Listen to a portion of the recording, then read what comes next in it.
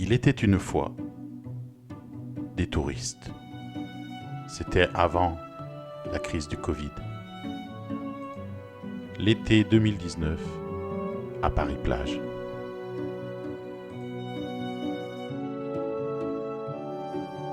Et au milieu de ces touristes, il y avait un couple. Un couple binational. Elle est française, lui, il est d'un autre pays. Il est venu en France avec un visa touriste. Et c'est un couple, ils sont ensemble, vraiment ensemble. Même s'ils ne sont pas mariés. Entre janvier et mars 2020, une pandémie est arrivée en France. La pandémie de Covid-19.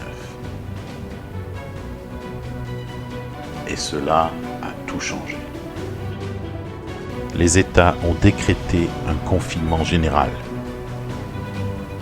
Tout le monde devait rester chez soi. Les villes se sont vidées. Les voyages non essentiels ont été limités. Les avions sont partis quasiment vides.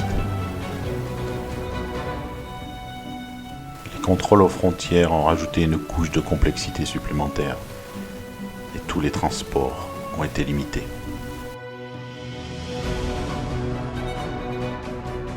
Et les frontières à travers le monde ont progressivement été fermées.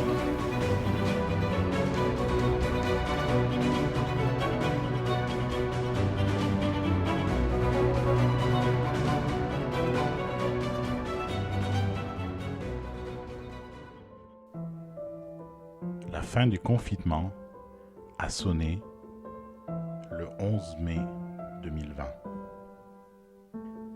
Il a été possible à nouveau de sortir dans la rue, mais avec un masque. C'est sûr que certains en ont profité. Ils n'étaient pas sortis depuis plusieurs semaines. C'est seulement le 4 juin 2020 qu'il y a eu le premier tweet avec le hashtag Love is not tourism. Un site web a suivi, créé par un Allemand, de façon à rassembler toutes les informations liées à tous les pays. Love is not tourism est devenu international. Love veut dire amour, ou du moins dans notre cas, le manque d'amour. Vous savez, l'amour de ce couple dont on parlait au début, qui est maintenant séparé par les frontières avec l'impossibilité de se revoir. Ce couple dont l'homme avait utilisé un visa tourisme pour venir en France. Mais l'amour, c'est pas du tourisme, même s'il suffisait d'un simple visa tourisme avant la Covid pour pouvoir se retrouver. Aujourd'hui, ces couples sont obligés de faire des appels vidéo pour pouvoir être ensemble, partageant les joies, les tristesses, les désespoirs de pouvoir enfin se retrouver un jour, malgré les distances.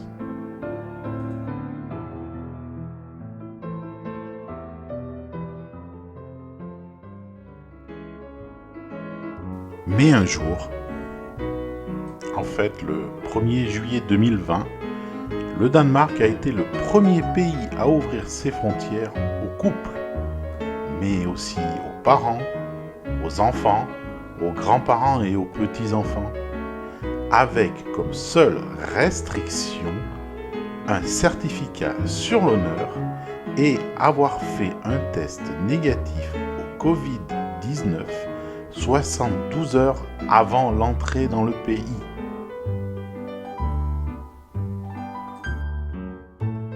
La Norvège a suivi le 15 juillet. Les Tchèques le 20.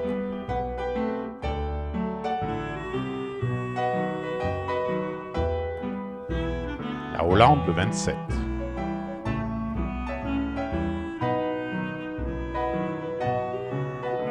La Suisse le 3 août.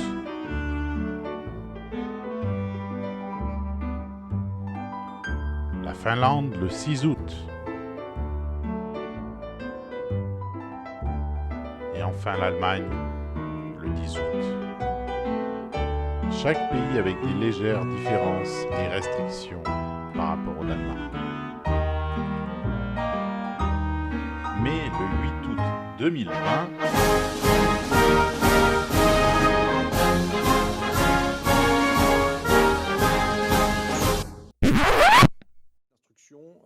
de 8 à 10 jours maximum pour pouvoir bien apporter des réponses rapides à ces couples qui, je le rappelle, ont parfois été séparés pendant plusieurs mois. Tout l'ensemble des papiers, vérifier que le tampon corresponde bien au bon billet, à la bonne date, au bon machin, au bon... C'est pas quelque chose qui se fait en 5 minutes. Ça va prendre du temps. Et depuis, on attend. Ça fait plus d'1 mois déjà. Mais alors pourquoi ? Pourquoi en est-on arrivé là ? Mais avant d'essayer de donner une explication, il serait peut-être bon de définir ce que c'est un visa. Un visa est le document ou le tampon qui permet de rentrer dans un pays pour une raison donnée et pour une durée donnée. En fonction de certains traités, certains pays ont des exemptions de visa et d'autres ont besoin de faire une demande de visa avant de rentrer dans le pays. Mais dans tous les cas, vous allez avoir besoin d'un visa pour rentrer dans un pays. Pendant le confinement, et surtout à la fin du confinement, le gouvernement a reçu de plus en plus de demandes de partenaires de couples qui voulaient venir en France. Donc bien sûr, le gouvernement a voulu appliquer le visa famille, qui est normalement réservé aux personnes mariées. Mais ils se sont rapidement aperçus que cela n'allait pas suffire. De bonne foi, ils ont essayé d'étendre ce visa au Pacs, notamment pour les couples LGBT. Mais cela ne suffisait toujours pas. Ils ont continué à chercher des solutions. Ils ont ainsi ouvert aux couples concubins déclarés en mairie, voire au pire aux couples avec un compte bancaire commun ou un bail commun. Mais déjà à partir de là, ce n'était plus un visa famille Schengen. Mais par contre, cela ne correspondait pas aux couples qui venaient juste d'apparaître comme par magie dans les listes des couples qui demandaient à rentrer en France. Maintenant, vous l'avez compris, ces couples étaient des couples qui rentraient avant en France avec un simple visa tourisme. Mais le gouvernement, eux, ne l'ont pas compris ou ils n'ont pas voulu le comprendre et sont restés à chercher des solutions sur le visa famille. Mais en fait, si le ministère des Affaires étrangères et le ministère des Immigrants, le problème ne vient pas de chez eux. Le problème vient du ministère de l'Intérieur, qui est le ministère des immigrés, mais surtout de leurs technocrates hauts fonctionnaires, qui pour certains sont là depuis plusieurs mandats de ministres ou de présidents, bloquent sur cette notion d'immigration et d'immigrés. Sauf qu'avec Love is not tourism, on ne parle pas d'immigration, mais on parle d'amour. D'amour de couple qui se retrouvaient avant la crise du Covid avec un simple visa tourisme. Je regrette aussi l'énorme pouvoir, mais absolument incroyable, des administrations centrales, qui effectivement sont faites de fonctionnaires très talentueux. J'ai rencontré des gens absolument incroyables, mais qui sont en place depuis très très longtemps, qui ont souvent d'ailleurs tourné dans plusieurs administrations, donc qui ont un regard assez large sur le fonctionnement de l'État français. Ce ne sont pas des gens fermés du tout, mais qui, parce qu'ils sont là tout le temps, alors que les ministres et les cabinets ministériels tournent, et il faut reconnaître que beaucoup de cabinets durent 1 an, 2 ans et pas beaucoup plus, c'est donc très difficile pour un ministre de, j'allais dire, tordre le bras de ces hauts fonctionnaires de cette administration. Donc, Je regrette ce trop grand pouvoir de la haute administration dans notre fonctionnement démocratique. On ne peut pas concevoir qu'un État, que la démocratie soit dictée par des hauts fonctionnaires. On a besoin d'eux, ce sont des gens hyper talentueux, qui connaissent parfaitement les mécanismes et les rouages du fonctionnement de l'État. C'est une bonne chose, mais le politique, à un moment, doit pouvoir trancher et donner sa vision, apporter une vision, et l'administration doit le suivre. Nous sommes en guerre. En guerre sanitaire, certes. Nous ne luttons ni contre une armée, ni contre une autre nation. Mais l'ennemi est là, invisible, insaisissable, qui progresse. Et cela requiert notre mobilisation générale. Bon alors, en quoi consiste cette procédure pondue par les technocrates du gouvernement? Ils appellent ça le laissez-passer. Alors c'est quoi normalement un laissez-passer? Même si Emmanuel Macron dit qu'on est en guerre et que le laissez-passer peut rappeler une période sombre de notre histoire, en réalité le laissez-passer est normalement utilisé pour remplacer un passeport quand vous l'avez perdu à l'étranger. Quelle est donc l'utilisation réelle de ce laissez-passer? En fait, il permet de passer les frontières. En réalité, actuellement, il y a 3 frontières. Vous avez la frontière de sortie du pays. Certains pays la bloquent encore. Vous avez la frontière de rentrée en France, qui en réalité est la frontière la plus facile. Et vous avez l'ultime frontière, c'est-à-dire le droit d'embarquement dans un avion. Cette frontière est plus une frontière commerciale, c'est-à-dire que si la compagnie aérienne a un doute que vous puissiez passer la frontière française, elle va vous refuser. Parce que sinon, elle devra payer une amende importante. Et donc, en réalité, ce laissez-passer est pour cette frontière et uniquement pour celle-ci. C'est parce que cette procédure est basée sur le visa famille que le gouvernement demande de prouver qu'on est en couple de la même façon qu'il faut prouver qu'on est marié dans le cas du visa famille Schengen de base. Mais par contre, il est aussi compliqué d'essayer de prouver l'amour que d'essayer de juger de façon radicale et irrémédiable que certaines personnes sont amoureuses ou non.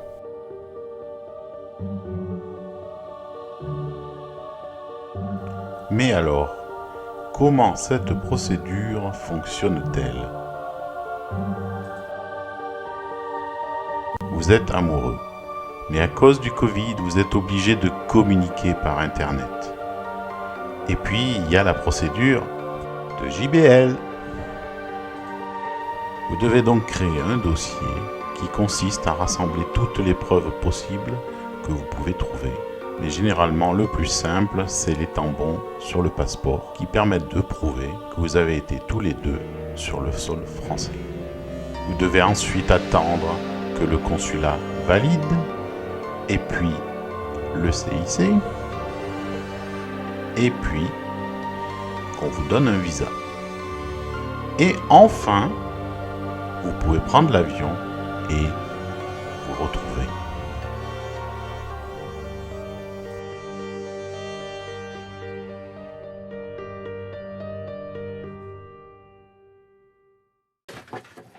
Ça, c'est 1,6 kg de documentation que nous avons fournie aux autorités d'immigration américaines dans le cadre de notre demande de visa fiancé.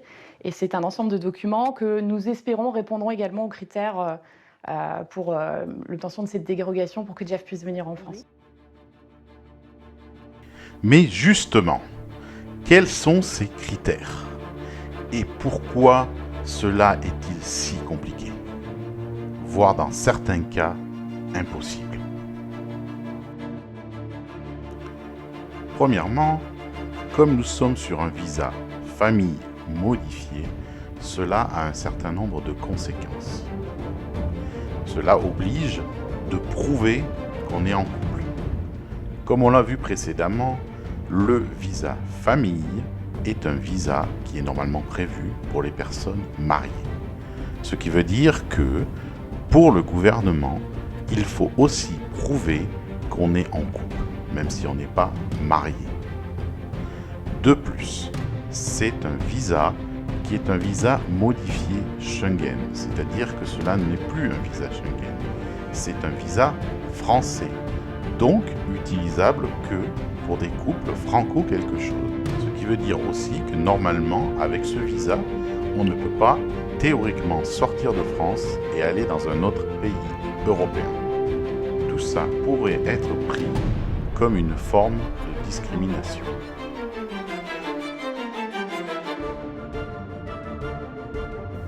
Alors l'amour. L'amour, c'est pas quelque chose qu'on contrôle. C'est quelque chose qui vous tombe dessus un jour et qui ne vous lâche plus. Quelles que soient les frontières ou le temps qui passe, l'amour est toujours là.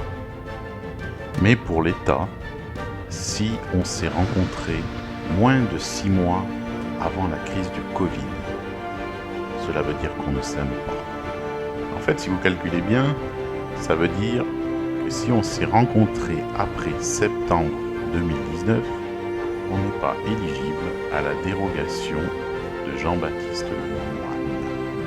Mais cela fait presque 1 an. Comment est-ce qu'on peut considérer que des personnes ne s'aiment pas alors qu'elles ont vécu une très grande partie du temps loin de l'autre et qu'elles sont encore ensemble? Nous en avons déjà parlé. La meilleure solution pour remplir le dossier avec tous les fameux critères est une copie des tampons des passeports. C'est-à-dire que cela prouve en fait que vous êtes rentré dans le pays. En fait, c'est ça le visa. Mais un passeport a une durée de vie de 10 ans. Si vous venez juste de changer de passeport, vous n'avez plus ces fameux tampons. Vous n'avez donc plus de preuves. De plus, les seuls tampons qui sont importants, ce sont les tampons de visite en France. Si votre partenaire de vie n'est jamais venu en France, vous ne rentrez pas dans les critères, même si vous l'avez déjà rejoint plusieurs fois dans un autre pays. Il y aurait bien d'autres de ces critères dont il faudrait parler. Mais ce qu'il faut retenir, c'est qu'à force de vouloir réinventer la roue et essayer de mettre en place des usines à gaz, au lieu d'utiliser ce qui fonctionne déjà depuis longtemps, on en arrive à des aberrations comme on en a aujourd'hui pour Love is not tourism en France.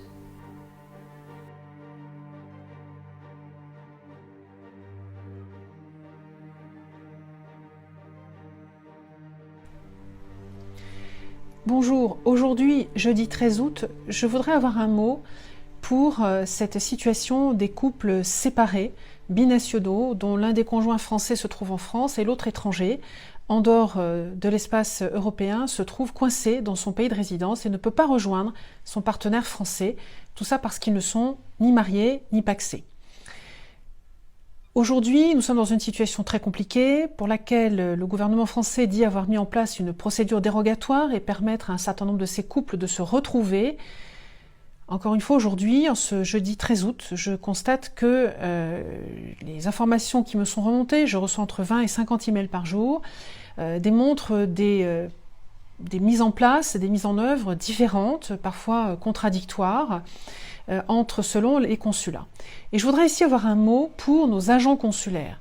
Et je voudrais vraiment les soutenir. Je voudrais tous que vous sachiez que nos agents consulaires partout dans le monde sont des gens formidables, très dévoués, très investis, très professionnels, et que actuellement ils reçoivent ces instructions que personne n'a vues, ces injonctions que personne n'a lues, et dont, à l'évidence, à travers vos témoignages de couples séparés, on observe qu'elles sont contradictoires entre elles, parfois imprécises et parfois absentes. Et du coup, vous imaginez la situation de nos agents dans nos consulats pour instruire vos demandes alors qu'eux-mêmes se trouvent face à des instructions qui manquent de clarté. Donc je voudrais ici, par ce message, soutenir nos consulats et leur dire que je comprends le désarroi dans lequel ils se trouvent, les difficultés qu'ils rencontrent, que les réponses négatives que certains d'entre vous, couples séparés, pouvaient recevoir ne sont pas le fait d'une décision d'un de nos agents consulaires, mais sont leur interprétation, comme ils le peuvent, d'instructions qui, à l'évidence, manquent tout à fait de clarté, et j'ajouterai même un point, manquent totalement d'humanité. Vous savez, je l'ai tweeté à de nombreuses reprises, je l'ai dit dans des posts Facebook, je ne suis pas d'accord avec ce qui est fait. Moi, je propose quelque chose de très simple, qui est une attestation sur l'honneur qui permet d'instruire une demande de visa. La demande de visa, comme d'habitude, se fait avec des agents professionnels qui savent dépister dans ces demandes d'éventuelles sources d'immigration illégale. Donc, ils savent faire. Et une fois ce visa en poche, il est tout à fait possible, vous l'avez tous dit, vous étiez prêts à vous soumettre à des quatorzaines ou à des tests à votre arrivée sur le territoire français. Donc moi, je vous fais entièrement confiance. Vous êtes quoi? Vous êtes à peu près 1500, 2000 personnes. Ce n'est pas ces 1500, 2000 que vous êtes qui allez ni perturber le sens de la pandémie en France, puisque je sais que vous vous soumettrez à des quatorzaines strictes et à des tests PCR, comme vous pourrez vous le demander les autorités françaises d'une part, et d'autre part, vous n'êtes pas non plus un risque migratoire. Il est bien ailleurs, et certainement pas à travers les quelques centaines que vous êtes. Voilà, donc ça c'est la mesure que je propose et je souhaite également qu'elle soit étendue à tous les résidents sur le sol français, les résidents européens sur le sol français, au nom de la libre circulation des citoyens européens au sein de l'espace européen. Les citoyens européens qui résident en France doivent également bénéficier de ces mesures dérogatoires pour pouvoir retrouver leurs conjoints étrangers. On va en parler avec Joëlle Garriaud-Maylam, sénatrice des Français de l'étranger, les Républicains. Bonjour madame, merci d'être avec nous. Vous avez écrit justement au chef de l'État sur ce sujet. Ça concerne environ 2000 couples? Écoutez, les chiffres officiels, les personnes ayant déposé un dossier auprès du ministère des Affaires étrangères et des consulats sont au nombre de 500 aux dernières nouvelles, mais il est évident que nous pourrions aller jusqu'à 2000, sans doute. Alors le gouvernement nous explique qu'il a conscience du problème, qu'il a mis en place donc ce dispositif de laisser-passer, mais visiblement ça ne fonctionne pas. D'où vient le problème ? Il y a un blocage. Bon, effectivement, pendant longtemps, il n'y avait aucune possibilité. Puis le 7 août, l'Allemagne a bougé, l'Union européenne a bougé et la France a bougé dès le lendemain en annonçant cette procédure de laisser-passer. Donc des dossiers sont envoyés au consulat, les consulats font leur travail, renvoient les dossiers au ministère de l'Intérieur, à la sous-direction des visas qui doit ensuite les renvoyer au centre interministériel de crise, toujours situé au ministère de l'Intérieur. Et là, il y a blocage, ralentissement. On avait parlé de 8 à 10 jours pour le traitement des dossiers.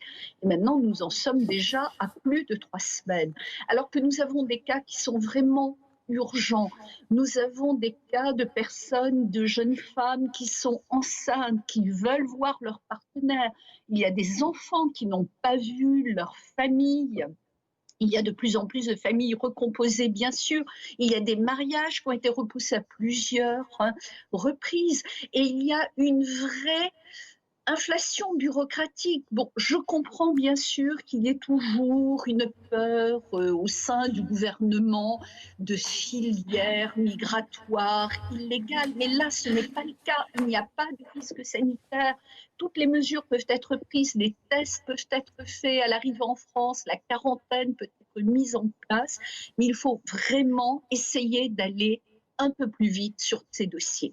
Alors, je sais que les consulats sont extrêmement chargés, ils ont énormément de travail, énormément d'obligations et je dois saluer leur implication, mais vraiment ces cas sont très douloureux et il faut aller plus vite. Parce que la France semble particulièrement dure en fait par rapport à ses voisins. Décidément. Oui, il y a effectivement, c'est un peu notre tradition. Nous faisons très attention avec les règles et il y a des choses qui ne sont pas très admissibles. Alors bien sûr, la France, le gouvernement n'a pas obligation d'indiquer le refus, les raisons du refus d'un visa, par exemple. Mais là, comment pour ces jeunes gens qui sont jeunes, il n'y a pas que des jeunes, bien évidemment, comment savoir les documents exacts qu'il faut envoyer au consulat dans la mesure où on leur dit souvent si votre demande n'est pas acceptée, vous ne pourrez pas faire un recours ou une deuxième demande, mais ils ne savent pas. On leur demande des preuves d'une vie commune. Mais par essence, ce sont des personnes qui vivent dans 2 pays différents, qui se sont rencontrées il y a plusieurs années, mais ils n'ont pas forcément un compte bancaire commun, une facture de logement commune. Et je crois qu'il faut vraiment faire preuve de bon sens, de discernement pour pouvoir les aider. Ce n'est plus possible. Moi, j'ai très peur parce que je vois l'état psychologique, moral de certains d'entre eux et j'ai très peur de conséquences très lourdes et graves. Donc, concrètement, on pourrait faire beaucoup plus simple. Un visa de tourisme, une déclaration sur l'honneur ? Absolument, c'est ce que fait le Danemark, par exemple, c'est ce que j'ai proposé au gouvernement en disant, par exemple, même 2 déclarations sur l'honneur, voire plus, les 2 membres du couple, plus peut-être d'autres membres de la famille, de l'environnement, mais le gouvernement, a priori, n'accepte pas la déclaration sur l'honneur. Il y a aussi la possibilité d'un simple visa, mais c'est vrai que le processus est devenu tellement complète dans la mesure où il y a certaines personnes qui avaient fait des demandes de visa dont elles n'ont pas eu réponse, qui ont fait ensuite ces laissez-passer. Donc ces laissez-passer semblent bloqués parce qu'il y a eu une demande de visa préalable. Non, ce n'est vraiment pas supportable. C'est totalement inhumain comme situation et nous devons, c'est vraiment notre devoir, d'aider ces personnes à se retrouver. Vous l'avez dit tout à l'heure, certains sont obligés, par exemple, il y a beaucoup de couples franco-américains. L'Américain ou l'Américaine est souvent obligé d'aller à Londres pour pouvoir retrouver l'être cher. Donc ce sont des risques sanitaires supplémentaires. Et ensuite, ils peuvent venir jusqu'à présent en France. Mais c'est totalement illogique. Et on va suivre la situation sur BFM TV. Merci beaucoup, madame. Ça a été relayé. On va voir si ça fait bouger les choses. On y reviendra. C'est promis dans les prochains jours.